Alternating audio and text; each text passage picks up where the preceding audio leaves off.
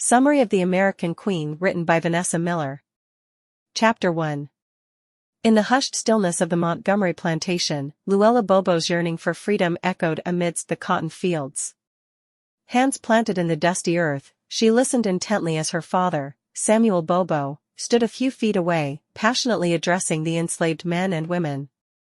The air hung heavy with the weight of bondage, yet Samuel's words carried the promise of a different existence.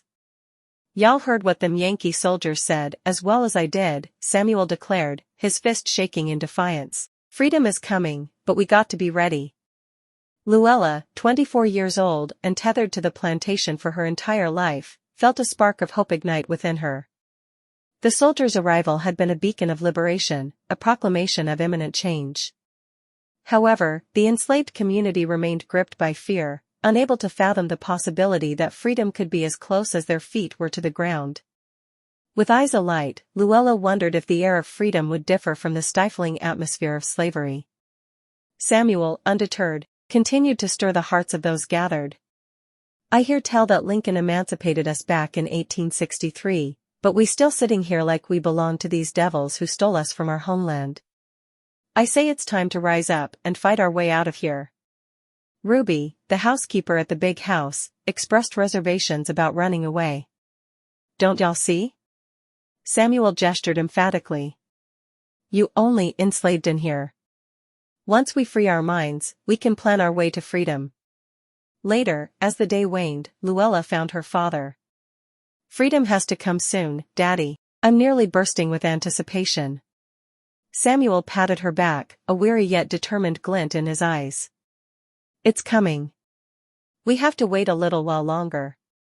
The routine of the plantation persisted. Long days in the cotton fields, followed by a meager meal, offered a temporary respite from the relentless toil. The nights, usually silent in the slave quarters, now buzzed with whispered hopes of emancipation. Luella, however, found her thoughts consumed by visions of a new way of life. The prospect of freedom, tantalizingly close yet elusive, fueled her dreams. She had been born into this life of bondage, and the possibility of breaking free seized her imagination. The sun had yet to cast its warm glow upon the new day when Mama Sue, Luella's grandmother, began her daily ritual. The washboard, soapy water, and the clear rinse tub were constants in her life. Massa Montgomery's clothes demanded attention every other morning, rain or shine.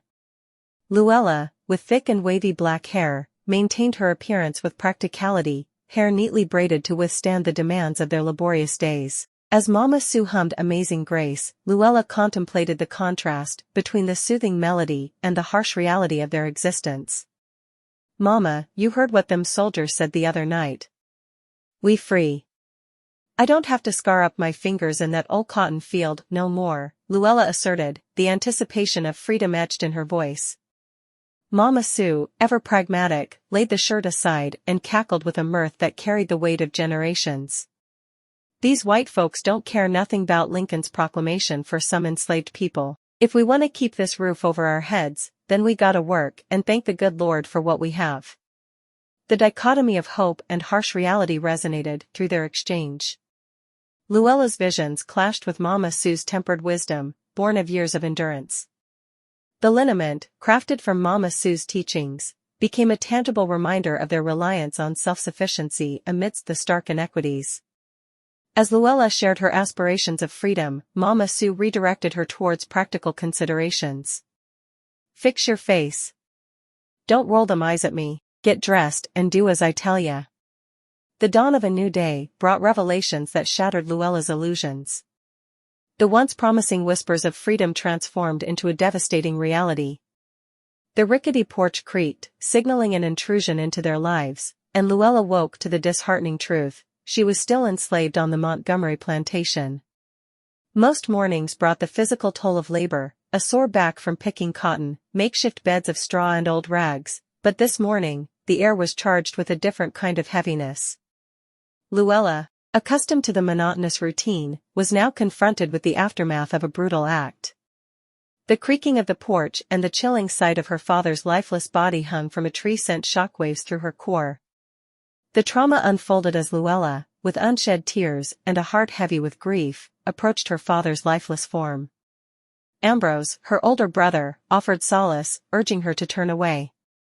The oak tree, once a symbol of endurance, now loomed as a silent witness to the tragedy that had befallen their family. The enslaved community, frozen in a tableau of fear and fury, stared at the lifeless figure. Luella's heartache transformed into a fervent desire for dignity, even in death. The promises of freedom uttered by her father now hung like a specter over the plantation.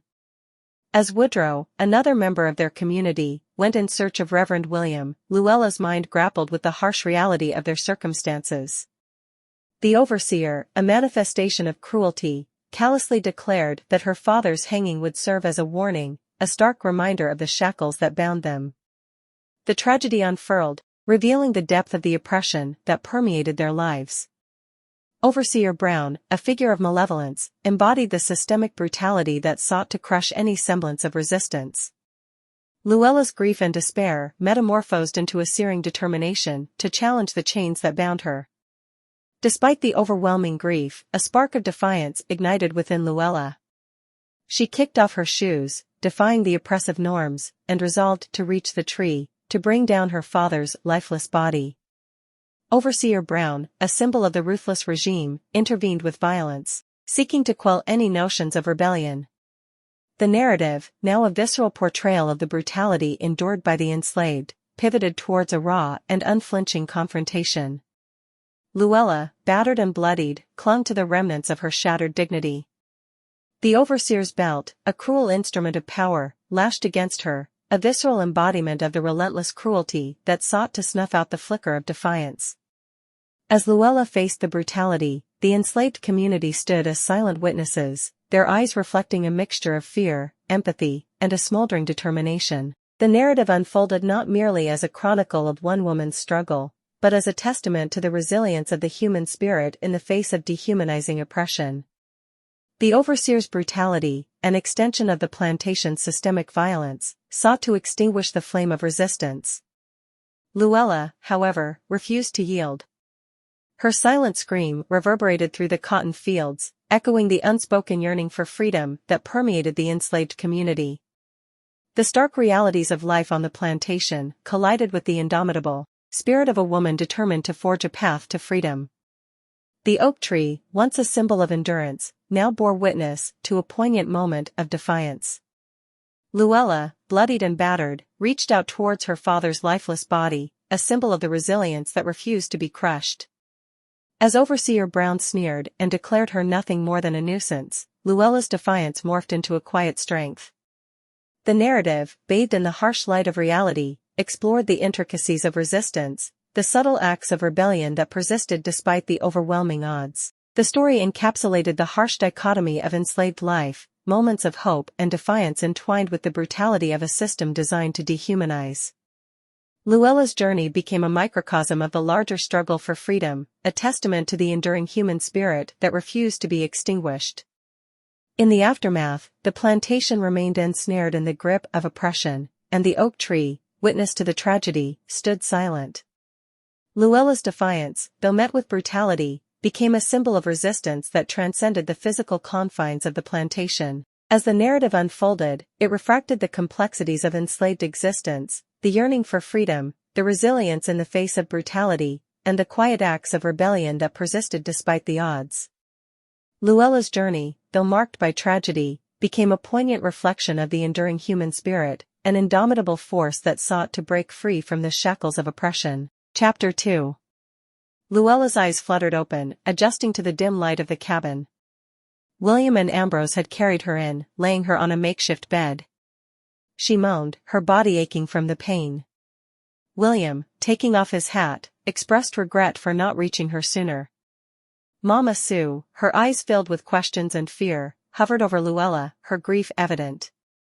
Luella, drifting in and out of consciousness, felt the pain in every part of her body.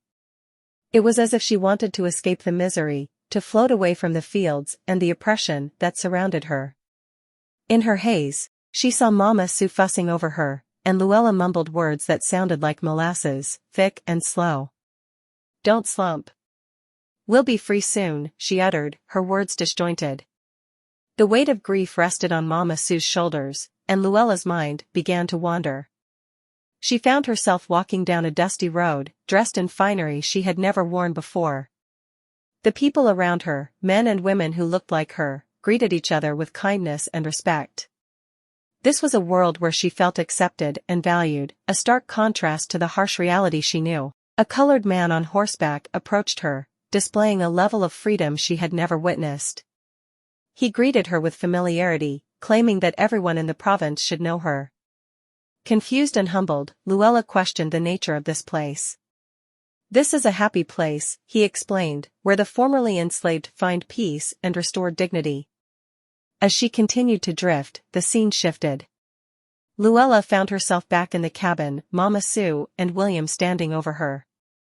Confused and disoriented, she asked where she was. "You're here with us," William reassured her. Mama Sue offered to get her some soup, but Luella, with a tear on her cheek, expressed her reluctance to be in this place. The date shifted to April 1865, and William's routine of picking up the Mississippian newspaper revealed a significant headline: General Robert E. Lee had surrendered to General Ulysses S. Grant. The war was over. As William grappled with the news, his thoughts turned to the plantation, once thriving but now in decline. He pondered the implications of freedom and the changes that might come. His father, Massa Montgomery, confronted him about his sermons, questioning the idea of losing everything for the sake of freedom. The tension between father and son rose, with William expressing the belief that every man has the right to be free. The conversation delved into the contrast between William and his brother, Robert, who enjoyed a wandering freedom due to his lighter skin tone. The plantation's decline and the changing times weighed heavily on William's shoulders. Later, in the kitchen, Mirabelle, the cook, expressed concern about Massa Montgomery's demeanor. William acknowledged the weight on his father's mind and the scarcity of resources. Mirabelle, however, shifted the conversation to Luella, revealing that she had been teaching her to read. That evening, William went to the church to meet Luella, hoping for a moment alone. As they cleaned the church, he reflected on the changes around them and the uncertain future. The story revealed William's feelings for Luella, their history of learning and companionship, and the hope for a future together. The narrative explored themes of freedom, resilience, and the challenges faced by those seeking a better life. It painted a vivid picture of a post-war era, where individuals grappled with the aftermath of slavery and the uncertain path ahead.